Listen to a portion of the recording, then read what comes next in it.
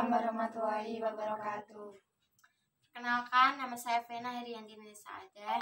Di sini saya akan memberikan penjelasan ya tentang pengertian pada usia subur. Ibu-ibu semuanya sudah tahu untuk pasangan usia subur?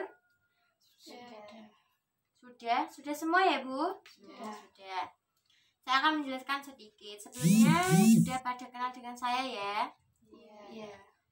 Pasangan usia subur atau PUS adalah pasangan suami istri yang terikat dalam perkawinan yang sah, yang istrinya antara umur 20 tahun sampai 45 tahun menurut SK Menkes nomor 1202.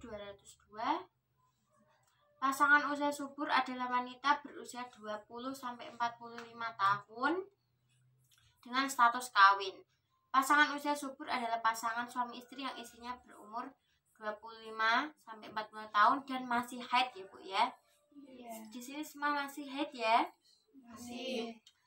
Oke, atau pasangan suami istri yang istrinya berusia kurang dari 15 tahun dan sudah haid. Jadi boleh ya di bawah 15 tahun kalau sudah haid sudah bisa menjadi pasangan usia subur. Dan istri sudah berumur lebih dari 50 tahun tetapi masih haid. Jadi dia berumur 50 tahun tapi masih haid, itu pasangan usia subur. Oke, selanjutnya wanita dan pria usia subur. Wanita usia subur, untuk mengetahui tanda-tanda wanita subur antara lain: A. Siklus haid, masih haid, haidnya normal, lancar, siap 1 bulan sekali. Ibu semuanya haidnya normal kan? Normal. 1 bulan sekali? Iya. Oke, 1 putaran haid dimulai dari hari pertama keluar haid hingga sehari sebelum haid datang kembali, yang biasanya berlangsung selama 28 hingga 30 hari itu siklus menstruasi. Yang normal itu 28 sampai 30 hari setelah haid pertama dan haid terakhir. Oleh karena itu, siklus haid dapat dijadikan indikasi pertama untuk menghindari seorang wanita, menandai seorang wanita subur atau tidak. Oke, alat pencatat kesuburan.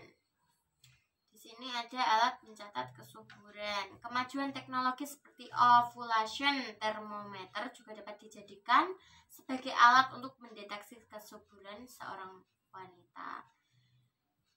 Termometer ini akan mencatat per bulan suhu badan saat wanita mengeluarkan benih atau saat telur. Bila benih keluar, biasanya termometer akan mencatat kenaikan suhu sebanyak 0,2 derajat Celcius selama 10 hari.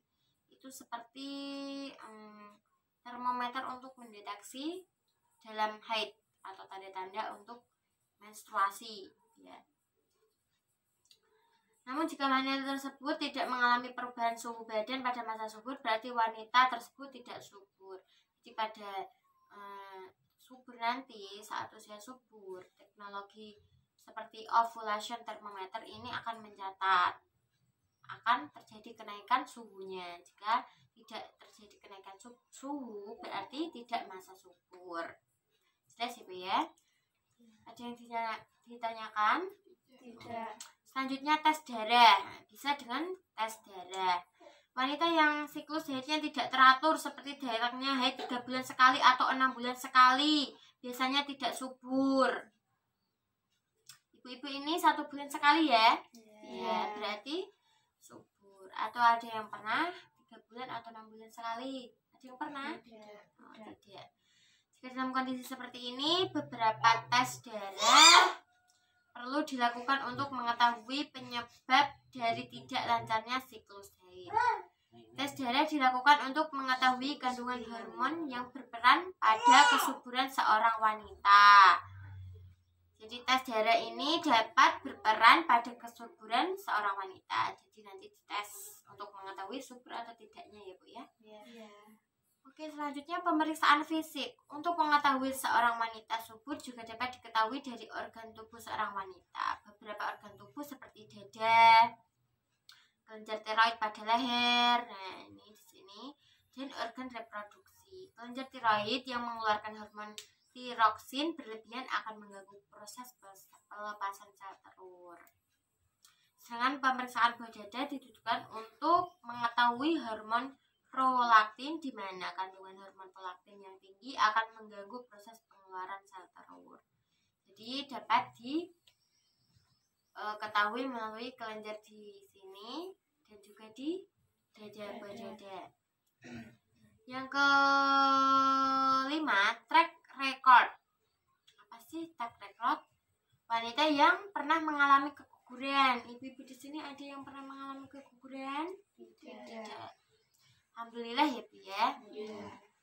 Baik disengaja ataupun tidak, peluang terjangkit kuman pada saluran reproduksi akan tinggi. Soalnya pernah keguguran, baik sengaja atau tidak, itu dapat meningkatkan kuman ya Bu ya. Jadi kuman ini akan menyebabkan kerusakan dan penyumbatan saluran reproduksi menjadi tidak subur Bu. Itu bisa. Perhitungan masa subur. Ada beberapa metode yang digunakan untuk menghitung masa subur ya. Yang pertama ini perhitungan masa subur ini didasarkan saat ovulasi terjadi pada hari ke-14 dari menstruasi. Hari ke-14 setelah menstruasi itu masa suburnya ya. Yang akan datang dan dikurangi 2 hari karena sperma dapat hidup selama 48 jam setelah ejakulasi, serta ditambah 2 hari karena sel telur dapat hidup 24 jam setelah ovulasi. Dengan mengetahui masa subur ini akan bermanfaat bagi pasangan yang bermasalah dalam mendapatkan keturunan. Ini sudah punya keturunan semua ya Bu? Iya. Sudah. Yaitu dengan cara ini. Yang pertama, menilai kejadian dan waktu terjadinya ovulasi. Menghitung dari mennya ya Bu. Sudah tahu kan caranya? Setelah men, 14 hari setelah men itu masa subur. Dikurangi 2 hari dan ditambah 2 hari. Itu menjadi masa subur. Yang kedua, memprediksikan hari-hari subur yang maksimum.